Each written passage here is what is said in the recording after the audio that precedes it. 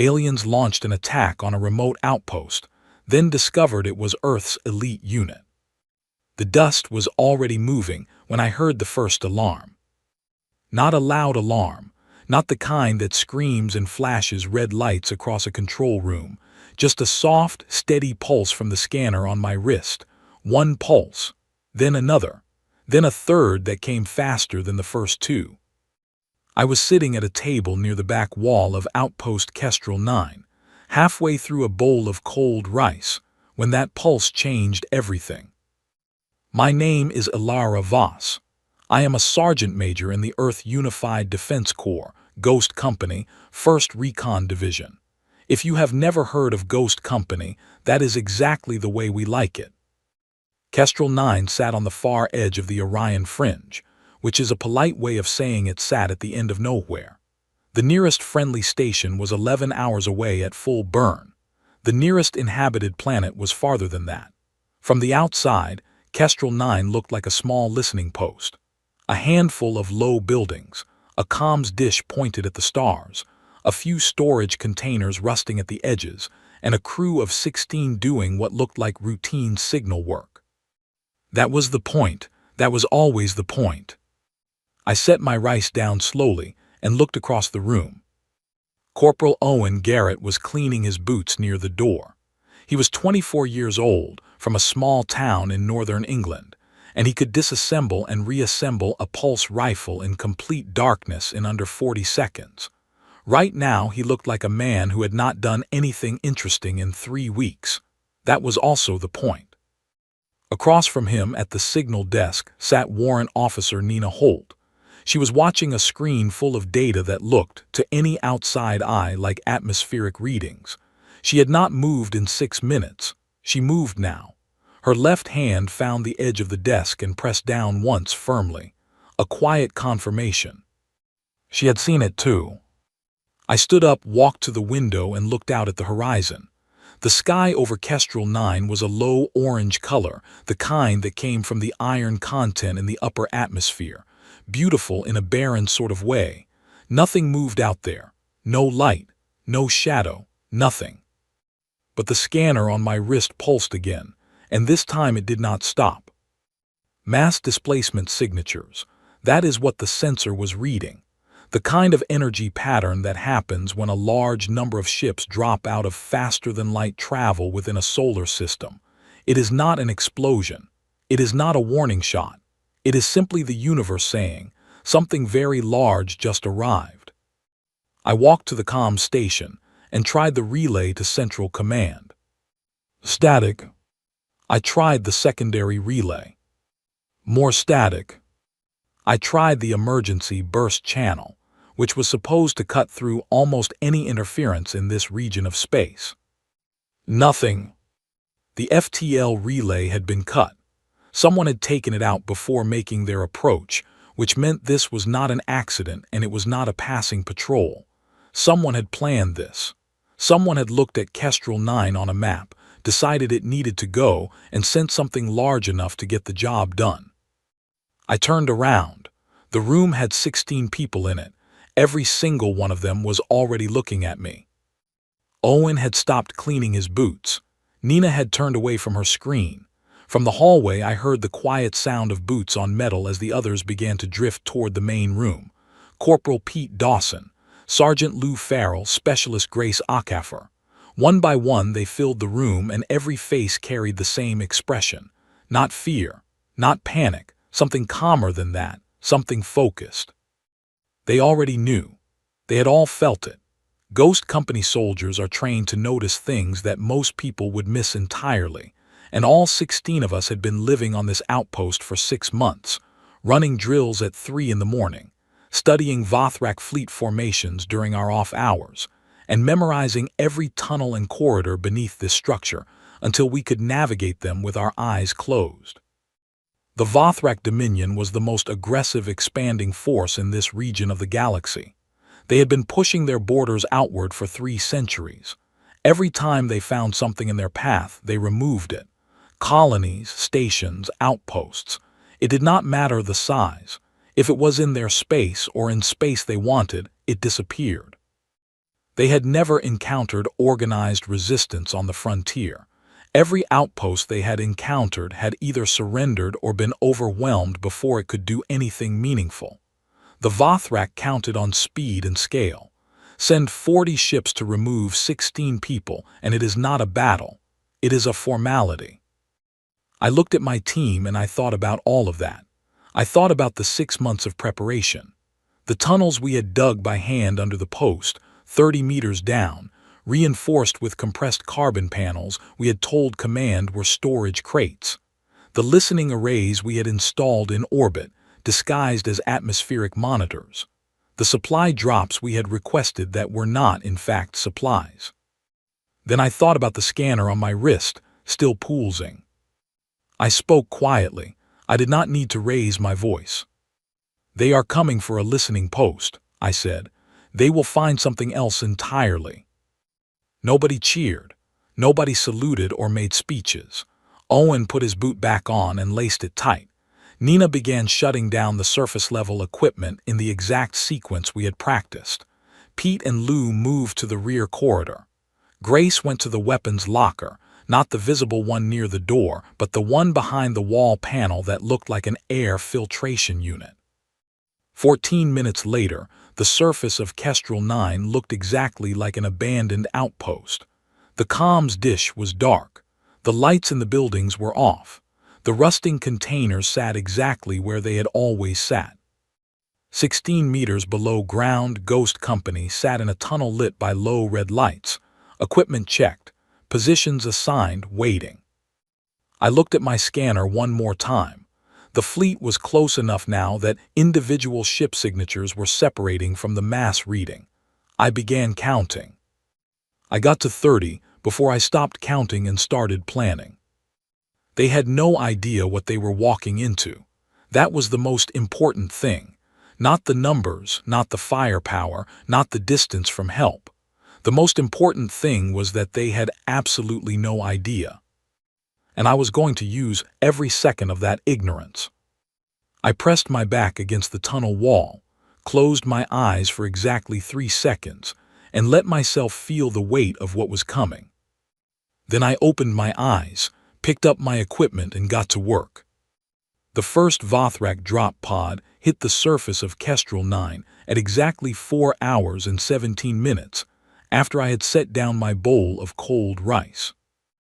I know the exact time because I logged it. I log everything. The pod hit the ground about 80 meters north of the main outpost building, and I watched it through the tunnel's passive sensor feed. It was a standard Vothrak insertion unit. Thick armor shell, 8 soldiers inside, equipped with enough firepower to level a structure twice the size of ours. The door split open with a sharp crack, and the soldiers moved out in a pattern I recognized immediately. It was the standard sweep formation that Vothrak ground units used when they expected no resistance at all. That told me everything I needed to know about what they were expecting to find. I was in Tunnel 3, positioned at the intersection that we had labeled the junction, because it was where 4 of our underground corridors crossed. The tunnel ceiling was about 2 meters above my head, the walls were smooth and dark, and the air smelled like compressed soil and carbon resin.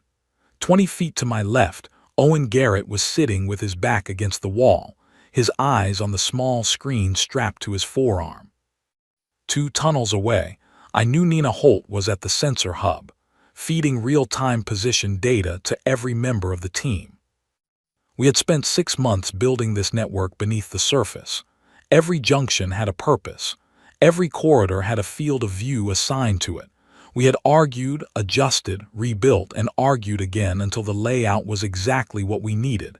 It was not a hiding place. It was a trap. The Vothrak squad moved toward the main building with the confidence of a unit that had never been surprised in their professional lives. Their commander, a heavy soldier with a wide chest plate and a long-range scanner, walked at the back of the group. He swept the scanner in a slow arc. It would read the surface clearly. It would show him an empty building, some cold equipment and no life signs, because our tunnel shielding blocked biometric scans. He would see nothing, because we had built it specifically so that he would see nothing. His squad entered the main building. I watched through the passive camera feeds Nina was routing to my earpiece.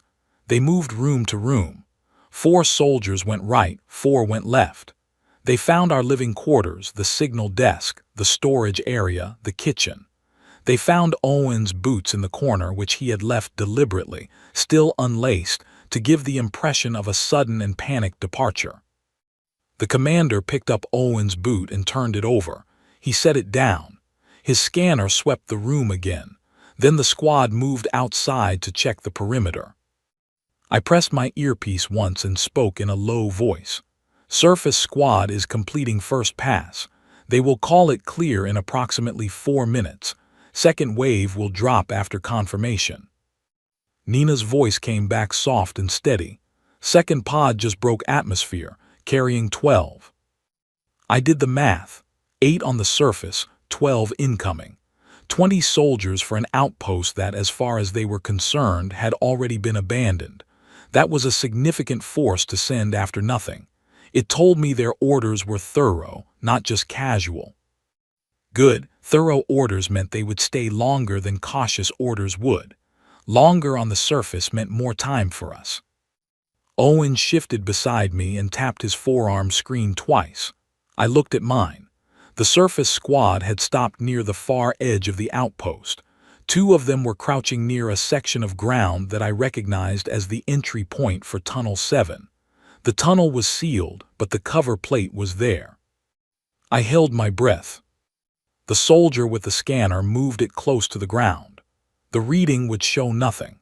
The shielding was rated against Vothrak standard-issue scanners specifically because I had requested a technical briefing on their scanner frequencies 8 months ago and had the shielding calibrated to block it.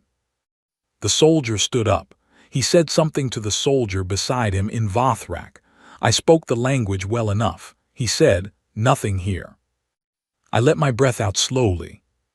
The second pod hit the ground with a deeper impact than the first one. 12 soldiers poured out. The commander from the first squad walked over to meet their leader. There was a brief exchange.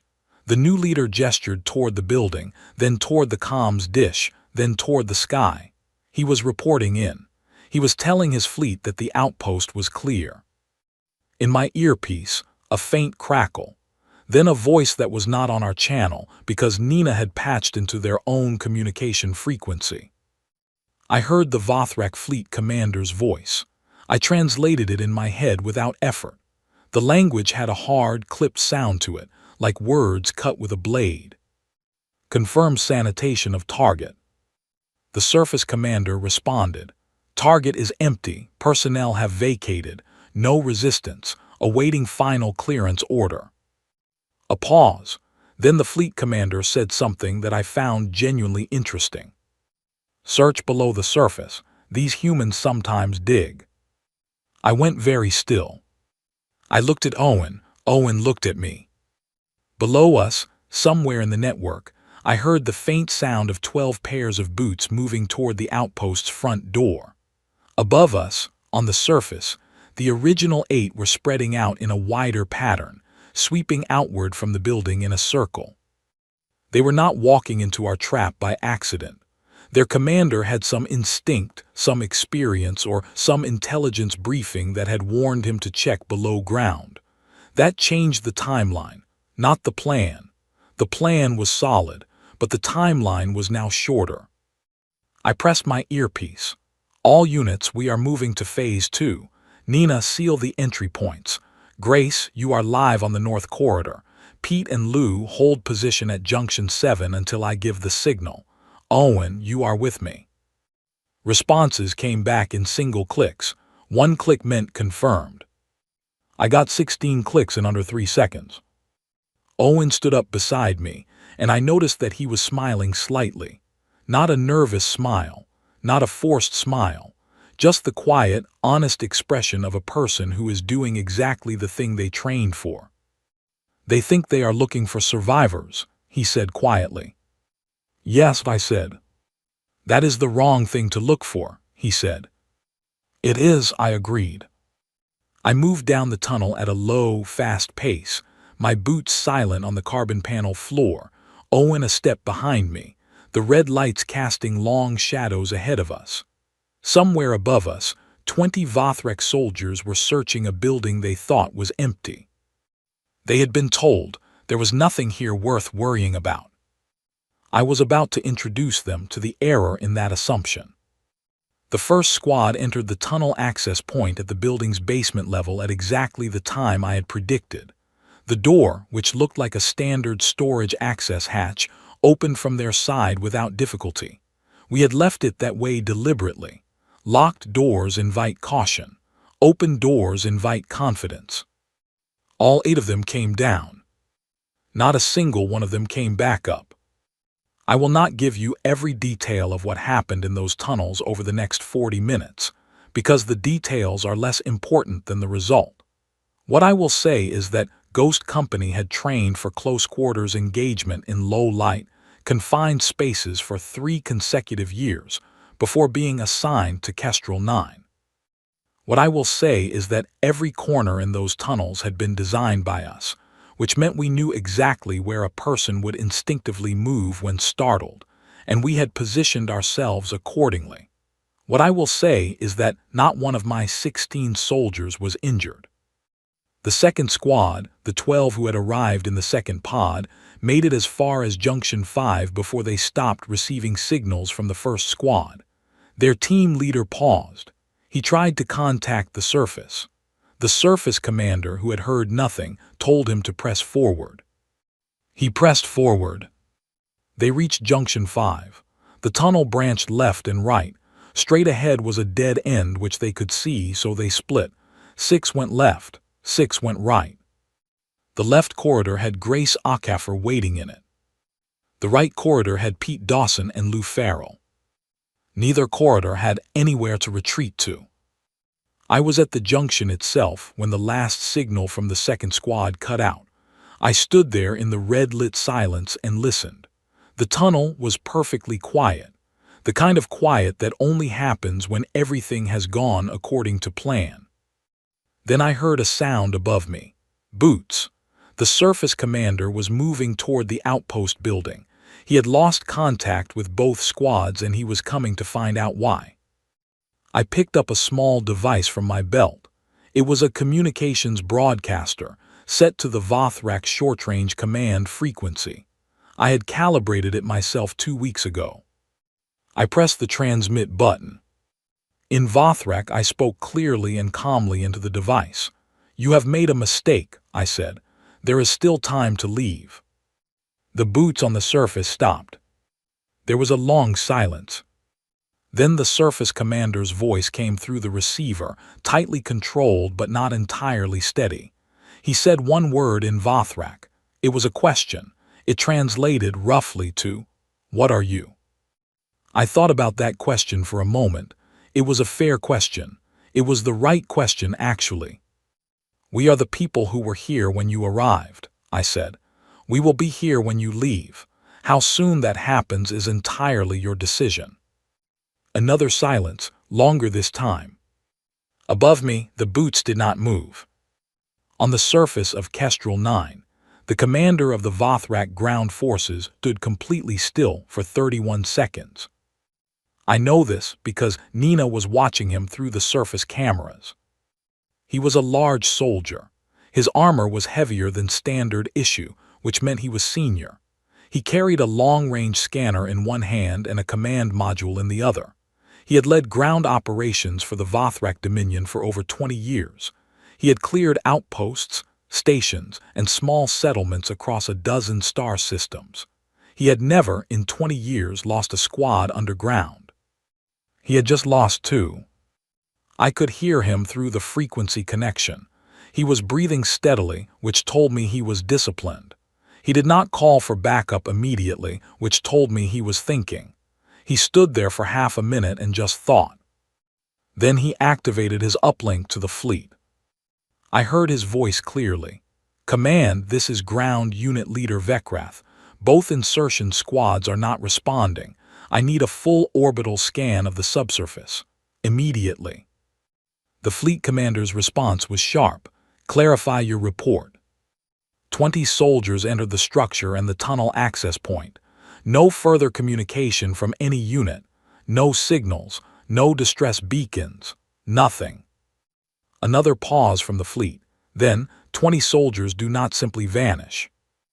Vecrath's voice stayed flat. I am aware of that. Commander. I pressed the transmit button again. Your orbital scan will not find anything useful, I said in Vothrak. The shielding is calibrated against your scanner frequencies. You designed a very good scanner. We studied it carefully. Vecrath turned toward the building. He could not see me, but he turned anyway. It is a human habit that some species share, turning toward the voice even when the voice has no physical direction. Who are you? He asked again. What unit? What designation? I looked at Owen beside me. Owen shrugged, which meant he did not object to me answering. We do not have a designation that your military records would recognize, I said. We are simply the people who were assigned here. There are 16 of you, he said.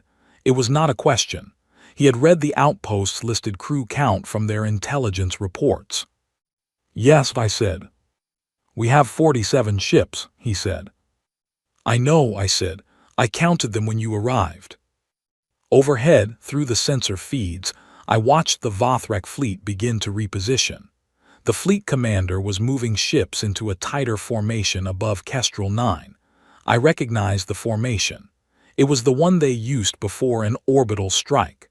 They were going to target the surface from above, reducing the entire outpost to flat ground. I had prepared for this. It was, in fact, the move I had been expecting. 14 months ago, while we were planning the assignment to Kestrel 9, I had sat in a briefing room at Defense Command with a map of the Orion Fringe on the wall and a question in my head. The question was simple. If we are 16 people and they send a fleet, what is the one thing they will do that we can predict with complete certainty? The answer was also simple. They will try to strike from orbit. Every large fleet does.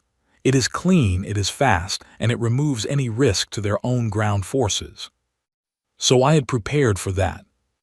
2 months into our posting at Kestrel 9, during a supply run I had logged as routine maintenance on the atmospheric monitoring grid, my team had installed 12 kinetic lance units in orbit. They were disguised as atmospheric sensor buoys. They were not atmospheric sensor buoys. Each one carried a focused mass driver round, aimed along a pre-calculated trajectory, with a trigger system connected to a frequency I controlled from a device on my belt. I gave the fleet exactly enough time to settle into their strike formation. Then I pressed the second trigger. The kinetic lances fired in sequence. Not all 12.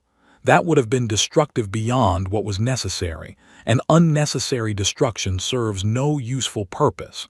I fired 6. 6 precisely targeted strikes aimed at the drive systems of the 6 lead ships in the orbital formation.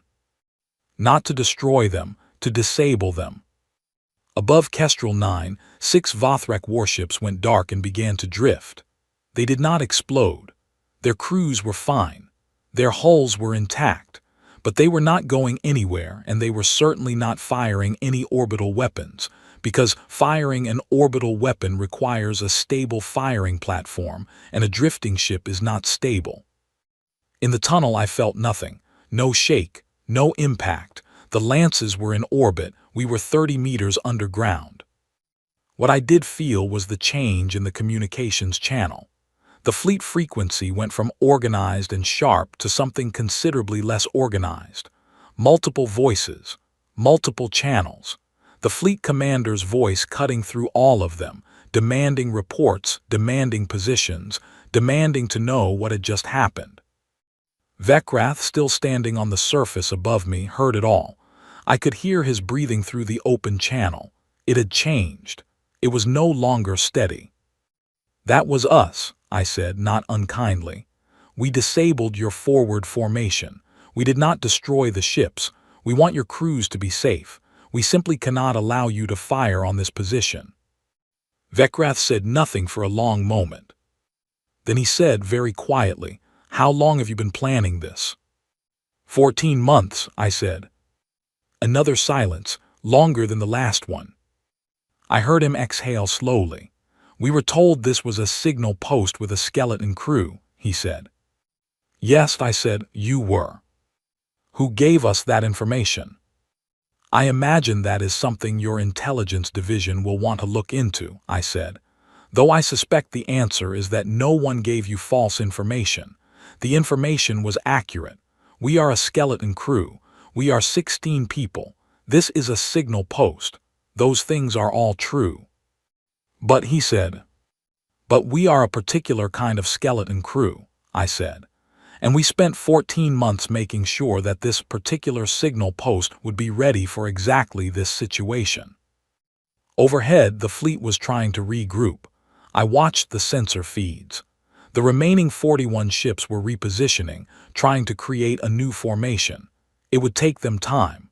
Reorganizing a fleet after an unexpected loss of 6 lead ships is not a quick process. They would need to establish new command hierarchy among the affected ships, recalibrate targeting systems, and most importantly, figure out where the kinetic lances had come from. Because as far as their scanners could tell, there was nothing in orbit that should have been capable of doing what had just been done to them. While they were doing all of that, I had work to do on the ground. Specialist Grace Acaffer met me at Junction 3, which was a wide section of the tunnel that we used as a secondary operations point. She was carrying a field case, and she set it down on the tunnel floor without being asked. Inside the case were communication tools, a translation module, and a medical kit that was not currently needed for any of us. It was needed for one person, the Vothrak soldier that Pete Dawson had, per my earlier instructions, brought in from the second squad. Not harmed, not restrained beyond what was safe, just brought in, given water, and sat against the tunnel wall with a calm expression from Pete that apparently did more to settle him than anything else could have.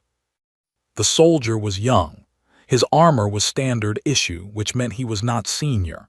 He was looking at Grace with wide eyes, and then he looked at me when I approached, and his expression shifted, not to fear, to something more like confusion. That confusion was useful. Confused people listen. I crouched in front of him so that we were at the same eye level. This is something I learned early in my training. Eye level matters. Standing over someone tells them they are captured. Sitting at their level tells them they are in a conversation. I spoke in Vothrak. You are not in danger, I said. We are going to send you back to your commander. He blinked. Why? Because we want your commander to have a clear picture of what has happened here, I said. And the clearest picture comes from a witness, not a report. He looked at the tunnel walls. He looked at Grace, who was leaning against the wall with her arms folded and an expression that was entirely neutral. He looked back at me. Your commander is going to ask you what you saw, I said. Tell him the truth. Tell him exactly what you observed. How many of you entered the tunnel? What happened? What you saw here? I paused. And tell him what I am about to tell you. He nodded slowly. Tell him this, I said. 16 people are holding this position. We have disabled 6 of your ships, and we can disable more. We have taken no lives on your side, and we intend to take none, provided this ends here. Tell him we are not here to expand a conflict. We are here to hold a position. This outpost is Earth's position, and it will remain so. If the fleet withdraws, we will not pursue. There will be no report of this engagement sent to any other fleet or government, no threat, no demand. Simply a withdrawal, and the matter ends. I stood up and looked at Pete, who nodded once and helped the soldier to his feet. Grace picked up the communication device and handed it to me. I looked at the soldier one more time.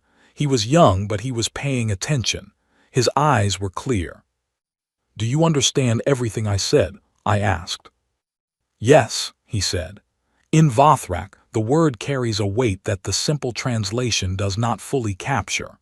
It is the word a soldier uses when they are not just saying they heard you, but that they understood, remembered, and will carry it accurately. I believed him. Pete walked him to the surface access point and let him out. I sat down on the tunnel floor, pulled out my field log, and began writing the first section of the after-action report. There was still a fleet overhead. The matter was not finished. But the most important moment in any engagement is not the loudest one. It is the moment when the other side stops and thinks. I had just given Commander Sarathul, aboard his command ship high above Kestrel 9, something to think about. The young Vothrak soldier's name was, in their language, something close to Riveth.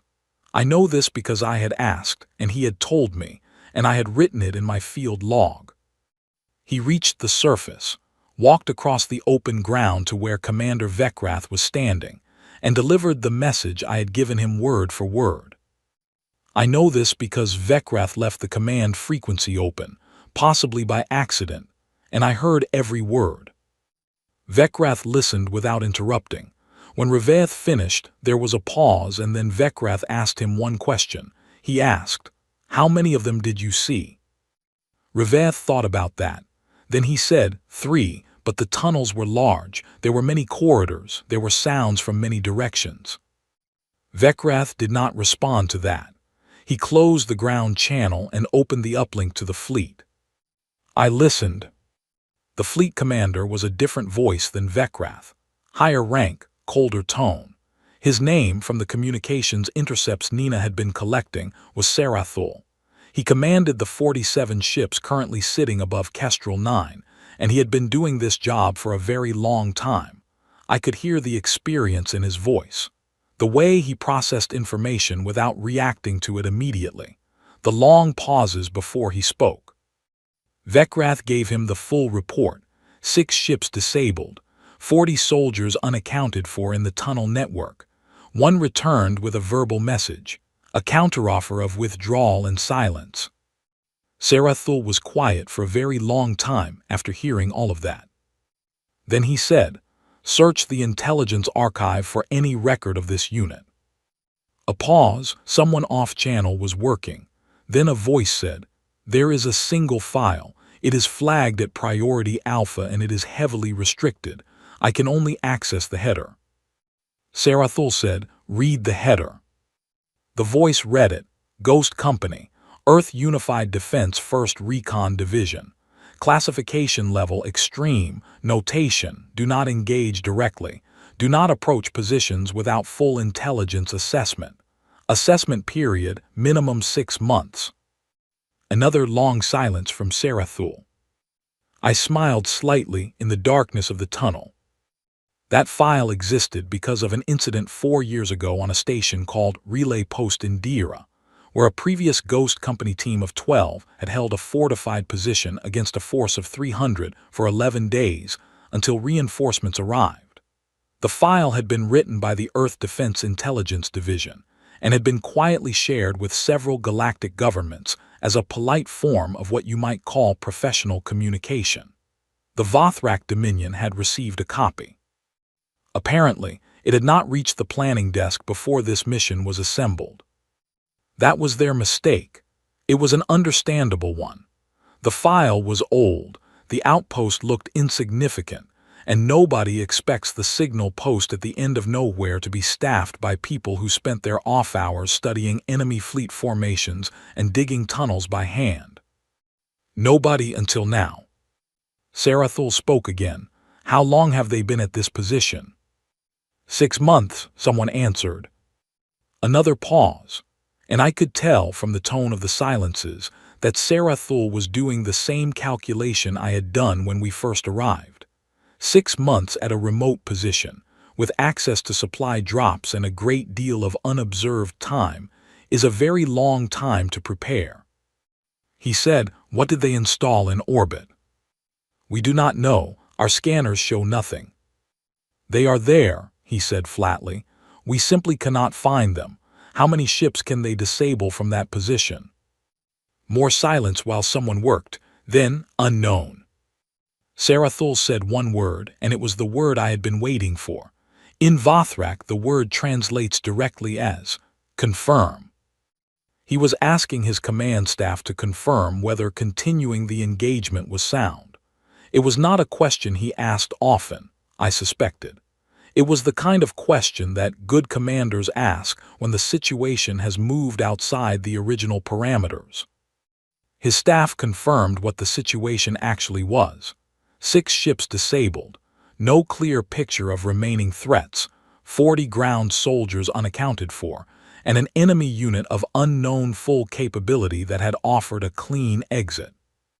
There was a very long silence after that confirmation. Then Sarathul opened the broad-frequency channel, the one that reached every ship in his fleet, and I heard his voice go out across all 47 of them. He spoke in Vathrak. He said, "All units prepare for withdrawal." In the tunnel, I let myself sit back against the wall. Owen was 3 meters away. He had heard it through his own earpiece. He looked at me, and the quiet smile from earlier was still there. "Done," he said softly. "Not yet," I said. "I want everyone to hold position until we confirm the fleet is actually moving. No one comes to the surface until the last ship registers departure." He nodded. He passed the word down the line. 92 minutes later, Nina's voice came through my earpiece. "Last ship has cleared the system. Departure confirmed. They are gone." I closed my eyes for a moment. Then I opened my field log and wrote the next section of the after-action report. Below the report, I wrote a note to myself, not for any official record, just for me.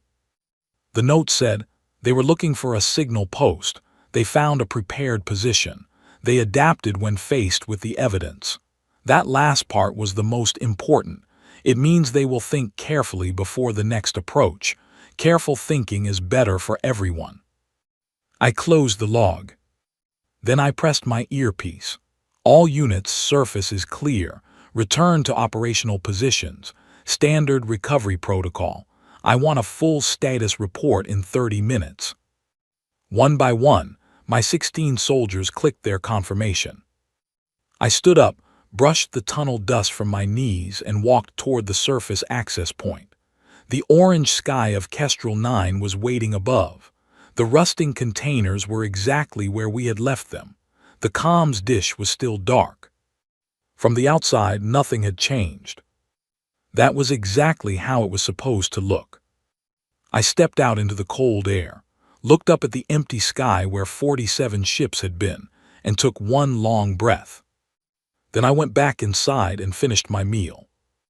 3 months and 11 days after the fleet of the Vothrak Dominion withdrew from Kestrel 9, I sat in a debriefing room at Earth Unified Defense Command on Earth, in a chair that was considerably more comfortable than anything I had sat in for the past 6 months, and gave my report to a panel of 5 senior officers. The room was clean and well lit. There was water on the table. The 5 officers across from me had the attentive, slightly careful expressions of people who had read the preliminary report and had questions they were not entirely sure how to ask. I gave them the full account, from the scanner pulse during my cold rice, to the tunnel engagement, to the orbital disablement, to the message delivered through Reveth, to the withdrawal confirmation. I gave it in the same order I had written it, which was chronological and factual, with no added interpretation beyond what was operationally relevant. When I finished, the most senior officer, a general named Arthur Graves, leaned forward with his hands folded on the table. "Sergeant Major Voss," he said, "at any point during this engagement did you consider requesting emergency reinforcement?" "The FTL relay had been cut," I said. "No communication was possible." "Before the relay was cut," he said, "when your initial scans detected the incoming fleet." I thought about that. The time between the initial detection and the relay being cut was approximately 9 minutes, I said. A reinforcement request would have taken 4 minutes to transmit and would not have reached any capable response unit within less than 11 hours. The fleet's travel time from the edge of the system to engagement position was approximately 4 hours. Reinforcement was not a realistic option. He nodded slowly. And you did not find that concerning? I found it to be the operational parameters, I said. We had prepared for operational parameters that included no external support. That is standard ghost company planning doctrine. Another officer, a woman named Commander Patricia Lane, tapped a page in front of her. Your team installed kinetic lance units in orbit during a supply run logged as atmospheric maintenance, without prior authorization from this command. I looked at her calmly. The request for that specific equipment was submitted 14 months ago under the Kestrel 9 contingency planning package, I said. It was approved by Deputy Director Halloway under Standing Contingency Authority. I have the authorization number in the report appendix, page 12. Lane turned to page 12. She read for a moment. Her expression did not change, but she set the page down with a slightly more careful movement than she had picked it up with. So noted, she said. General Graves looked at the other three officers. Something passed between them in the way that things pass between people who know each other well, not a word or a signal, just a moment of shared understanding. Then Graves looked back at me and said, Sergeant Major, we received an intelligence intercept 4 days ago from a Vothrak diplomatic communication channel. The intercept was unsolicited and came through a neutral third-party relay. Would you like to hear its content? Yes, I said. He nodded to an aide by the wall. The aide pressed a control, and a speaker in the wall produced a short recording. It was in Vothrak, which I understood, but the aide also produced a translated transcript that was passed down the table to me. I read it as I listened. The communication was from Sarathul's Strategic Review Board to the Vothrak Dominion's Expansion Planning Office. It was formal language, the kind used in official assessments. It described the Kestrel 9 engagement in precise terms. 6 warships disabled by an undetected orbital platform. 40 ground soldiers rendered incapable by a subsurface unit of 16 personnel operating in prepared terrain.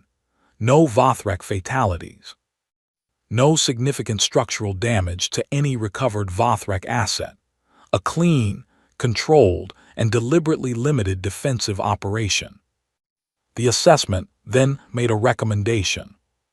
The recommendation was simple. It said, reclassify the Orion Fringe as a non-approach zone. Do not plan further operations in this sector without a minimum 6-month dedicated intelligence assessment of any human-occupied position.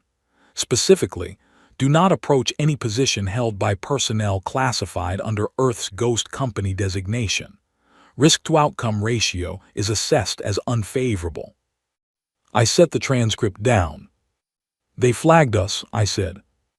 They flagged the entire Orion Fringe, Graves said, effectively because of this engagement. I thought about that. The Orion Fringe was a wide stretch of space. Several Earth outposts and 2 small colonies sat in it. It had been a point of low-level tension with the Vothrak for years, the kind of tension that produces occasional surveillance passes and intelligence probes, and the sort of background anxiety that keeps frontier colony populations from sleeping well. How many people live in the Fringe? I asked, though I already knew. Approximately 400,000, Graves said, across all installations. I nodded once. Graves continued, we would like to offer you a promotion to general, effective immediately, with command of the Fringe Defense Planning Division. I looked at him. I appreciate that, I said. I would like to defer it. He raised an eyebrow. For what reason? I am in the middle of planning the next 3 contingency scenarios for the Fringe, I said. If there is a transition period between my current role and a command position, those plans will be paused. I would rather complete them first. Graves stared at me for a moment. Then, to his credit, he nodded with the expression of a man who has just been given an answer that he did not expect but that he found entirely reasonable. How long do you need? 6 weeks, I said, possibly 8. Take 8, he said. Thank you, I said. Later that afternoon, I sat alone in a small room with a secured terminal and a cup of hot tea, and I looked at the fringe sector map on the screen. 16 small points of light marked the outpost positions across the zone. I had been to 11 of them. Each one had a file attached to it containing existing defensive plans. Most of those plans were outdated. I opened a new document and began writing. Not orders, not strategy papers, just notes. The kind of notes that become plans only after they have been thought through carefully enough. I wrote about terrain. I wrote about supply lines. I wrote about the kinds of positions that look weak and are not, and the kinds that look strong and are not. I wrote about timing because timing is the thing that most people underestimate in planning. They plan for what to do. They plan less often for when. I wrote for 3 hours without stopping. Outside the window, the city was doing what cities do in the afternoon. Traffic and voices and the ordinary, unhurried business of people who did not know that 3 months ago, 47 warships had been turned away from a signal post by 16 people and a great deal of preparation. They did not need to know. What they needed was for the frontier to stay quiet and the colonies to stay safe, and for the tension in the Orion fringe to slowly, carefully, reduce to something manageable. That was the work. It was not glamorous. It was not loud. It was planning and preparation and the patience to do both of those things long before they were needed. I drank my tea and kept writing. Somewhere in the building, I knew Owen Garrett was in a separate debriefing room answering questions. Nina Holt was in the communications division giving a technical review of the scanner shielding system she had calibrated. Grace Acaffer and Pete Dawson were in the equipment review office cataloging the kinetic lance systems. Lou Farrell was in the medical bay getting his left shoulder looked at, because he had been too polite to mention during the operation that he had knocked it hard against a tunnel wall during the second engagement, and it had been bothering him since. I had noticed he was favoring it. I had not said anything.